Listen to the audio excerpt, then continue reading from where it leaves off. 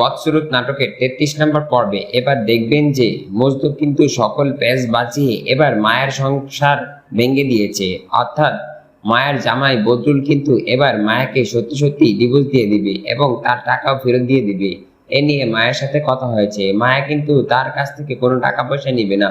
যদি বদরুল ছেড়ে দেয় ছেড়ে দিতে পারে, এমনটাই বদরুলকে বলে দিয়েছে।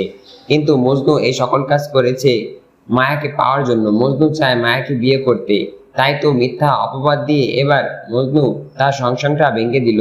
অবশেষে মায়া আবারও ডিভোর্স হবে। তবে মায়ের জীবনে কি আর কখনোই শান্তি আসবে না? এদিকে জামালও শান্তিতে নেই, তাদের বাসায় অশান্তি রয়েই গেছে। কারণ রোমান এখন থানাতে গিয়েছে, অথচ রোমানের মা এবং রোমান ভাবতেছে যে থানায় দিয়েছে জামাল। আসলে জামাল কিন্তু থানায় দেয়নি, দিয়েছে সেই শয়তান চেয়ারম্যান।